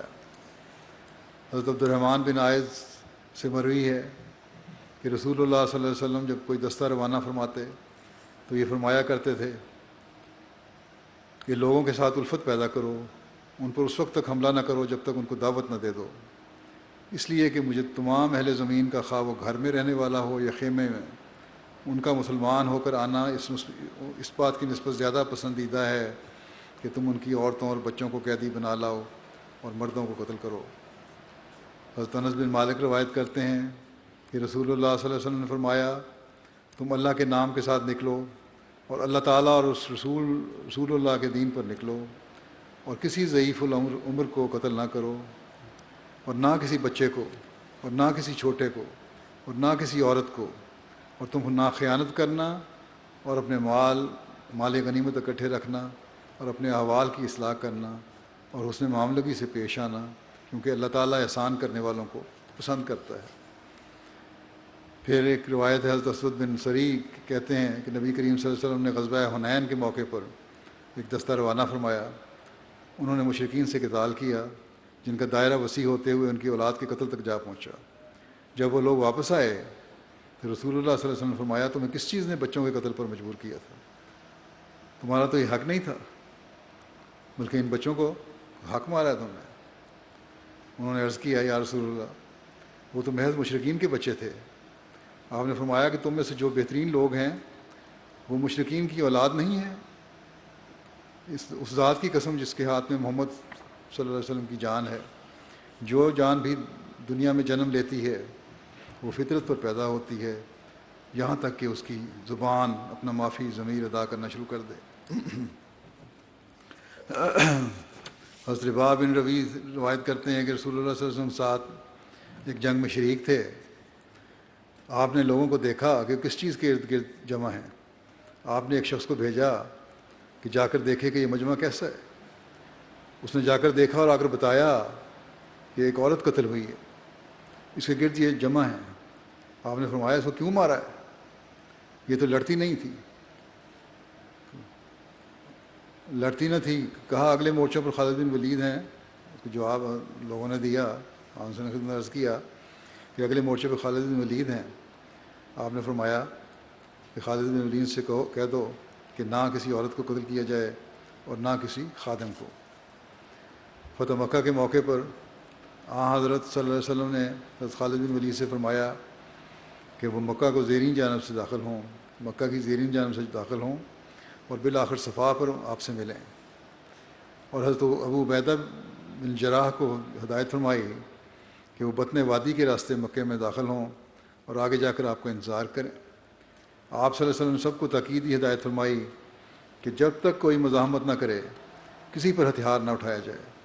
آپ نے یہ تاکیدی ہدایت سب کو عموماً اور حضرت خالد کو خصوصاً ارشاد فرمائی تھی۔ چنانچہ ان ہدایات کے مطابق ہر جانب سے اسلامی فوج مکہ میں داخل ہونے لگی۔ جس سمت سے حضرت خالد بن ولید مکہ میں داخل ہوئے وہاں ابھی امن اور امان کا اعلان نہیں پہنچا تھا، اس لیے وہاں قریش میں سے بعض نے ان کا مقابلہ شروع کر دیا۔ یہاں چونکہ آپ کے مقابلے پر آ کر اکرمہ بن ابی جہل، صفوان بن امیہ اور سہل بن عمر اپنے ساتھیوں کے ساتھ آپ پر حملہ آور ہوئے تھے، اس لیے مجبوراً آپ کو بھی دفاع میں ہتھیار اٹھانے پڑے۔ خندمہ کے مقام پر گویا جھڑپ تھی تو مختصر، مگر اس میں ان کے 12 آدمی مارے گئے دشمنوں کے۔ ان کا انجام دیکھ کر باقی سب بھاگ گئے اور پھر کسی کو مزاحمت یا مقابلے کی ہمت نہ ہوئی۔ اس وقوع کی اطلاع حضرت خالد بن ولید کے پہنچنے سے پہلے حضرت صلی اللہ علیہ وسلم کی خدمت میں پہنچی اور اس درخواست کے ساتھ پہنچی کہ ان کو روکا جائے ورنہ وہ سارے مکے والوں کو قتل کر دے گا۔ حضرت صلی اللہ علیہ وسلم نے فوراً حضرت خالد کو بلوایا اور فرمایا، کیا میں نے تمہیں لڑائی سے منع نہیں کیا تھا؟ حضرت خالد نے عرض کی، یا رسول اللہ، آپ نے یقیناً منع فرمایا تھا، لیکن ان لوگوں نے ہم پر پہلے حملہ کیا اور تیر برسانے شروع کر دیے۔ ہم نے اس پر بھی صبر کیا اور انہوں نے بتایا کہ ہم تم سے لڑنا نہیں چاہتے، اس لیے تم یہ مزاحمت بند کرو۔ انہوں نے ہماری بات انسنی کر کے ہم پر مسلسل تیر اندازی جاری رکھی، پھر ہمیں مجبوراً لڑائی کرنی پڑی، اور پھر خدا تعالیٰ نے ان کو مکمل طور پر رسوا کر دیا۔ حضرت صلی اللہ علیہ وسلم نے آپ کی وضاحت کو قبول فرمایا۔ اس ایک واقعے کے علاوہ وہاں کوئی قابل ذکر واقعہ رونما نہیں ہوا۔ سب کمانڈر اپنی اپنی سمت سے آ کر حضرت صلی اللہ علیہ وسلم کی مقرر فرمودہ جگہ پر آپ سے مل گئے، اور طلوع آفتاب سے کچھ دیر بعد ہی مکہ مکرمہ مکمل طور پر عطا ہو گیا آپ کو۔ آج تو جو اعتراض کرنے والے ہیں وہ اعتراض تو کرتے ہیں اسلام پہ، لیکن بغیر کسی امتیاز کے ہسپتالوں اور اسکولوں پر حملہ کر دیتے ہیں، ایئر ریڈز کر دیتے ہیں، عمارتوں کو ملے میٹ کر دیتے ہیں، گھروں میں بچوں اور عورتوں کو بیماروں کو مار دیتے ہیں۔ کسی کا حق تسلیم کرنے کو تیار ہی نہیں ہیں لوگ، پھر اسلام پر الزام کے حق مارتا ہے۔ کون ہے حضرت صلی اللہ علیہ وسلم اور آپ کے خلفائے راشدین کے علاوہ جنہوں نے اس حد تک حقوق کا خیال رکھا ہو؟ اسلام نے جنگ کی صورت میں بھی دشمنوں کے بعض حملوں کا بعض حقوق کو کس طرح قائم فرمایا ہے، اس کا خلاصہ بیان کرتا ہوں۔ خلیفہ مسیح ثانی نے بیان فرمایا ہے کہ کسی صورت میں مسلمانوں کو مسلح کرنے کی اجازت نہیں، یعنی مسلمانوں کو مقتولین جنگ کی حد تک کرنے یا ان کے اعضاء کاٹنے کی اجازت نہیں ہے۔ دوسرے یہ کہ مسلمانوں کو کبھی جنگ میں دھوکہ بازی نہیں کرنی چاہیے۔ 3 یہ کسی بچے کو نہیں مارنا چاہیے اور نہ کسی عورت کو۔ 4 یہ کہ پادریوں، پنڈتوں اور دوسرے مذہبی رہنماؤں کو قتل نہیں کرنا چاہیے۔ 5 یہ بوڑھے کو نہیں مارنا چاہیے، بچے کو نہیں مارنا، عورت کو نہیں مارنا، اور ہمیشہ صلح اور احسان کو مدنظر رکھنا ہے۔ 6 جب لڑائی کے لیے مسلمان جائیں تو اپنے دشمنوں کے ملک میں ڈر اور خوف پیدا نہ کریں اور عوام الناس پر سختی نہ کریں، بلا وجہ نہ ڈرائیں عوام کو جس طرح ایئر ریڈ کر کے ڈرا دیتے ہیں۔ نمبر 7 جب لڑائی کے لیے نکلیں تو ایسی جگہ پر پڑاؤ نہ ڈالیں کہ لوگوں کے لیے تکلیف کا موجب ہو، اور کوچ کے وقت ایسی طرز پر نہ چلیں کہ لوگوں کے لیے راستہ چلنا مشکل ہو جائے۔ راستوں میں پڑاؤ نہ ڈالیں، خوف زدہ کرنے کے لیے پڑاؤ نہ ڈالیں۔ رسول اللہ صلی اللہ علیہ وسلم نے اس بات کا سختی سے حکم دیا تھا کہ فرمایا جو شخص ان احکام کے خلاف کرے گا اس کی لڑائی اس کے نفس کے لیے ہوگی، خدا کے لیے نہیں ہوگی۔ پھر 8 یہ کہ لڑائی میں دشمن کے منہ پر زخم نہ لگائیں۔ 9 یہ کہ لڑائی کے وقت کوشش کرنی چاہیے کہ دشمن کو کم سے کم نقصان ہو۔ 10 جو قیدی پکڑے جائیں ان میں سے جو قریبی رشتہ دار ہوں ان کو ایک دوسرے سے جدا نہ کیا جائے۔ 11 قیدیوں کے آرام کا اپنے آرام سے زیادہ خیال رکھا جائے۔ 12 غیر ملکی سفیروں کا ادب اور احترام کیا جائے، وہ غلطی بھی کریں تو ان سے چشم پوشی کی جائے۔ 13 اگر کوئی شخص جنگی قیدی کے ساتھ سختی کر بیٹھے تو اس قیدی کو بلا معاوضہ آزاد کر دیا جائے، اگر سختی ہوگی غلط طریقے سے تو پھر اس قیدی کو آزاد کر دے۔ 14 جس شخص کے پاس کوئی جنگی قیدی رکھا جائے وہ اسے وہی کھلائے جو خود کھائے اور اسے وہی پہنائے جو خود پہنے، اور اسی پر صحابہ نے عمل کیا۔ حضرت ابوبکر رضی اللہ عنہ نے انہی احکام کی روشنی میں مزید یہ حکم بھی جاری فرمایا کہ عمارتوں کو مت گراؤ اور پھلدار درختوں کو مت کاٹو۔ عباد الرحمن کی تفسیر کرتے ہوئے ایک جگہ مسلم لکھتے ہیں کہ عباد الرحمن کی ایک علامت یہ بتائی ہے وہ کسی کو ناجائز طور پر قتل نہیں کرتے۔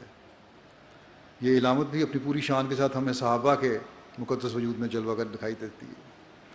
وہ اس حکم پر اتنی سختی سے عمل کرتے تھے کہ باوجود اس کے کہ وہ ایسی قوم سے برسر پیکار تھے جو بزور شمشیر ان سے اپنا مذہب بدلوانا چاہتی تھی، پھر بھی ان کی تلوار صرف ان افراد پر اٹھتی تھی جو عملاً جنگ میں شامل ہوں۔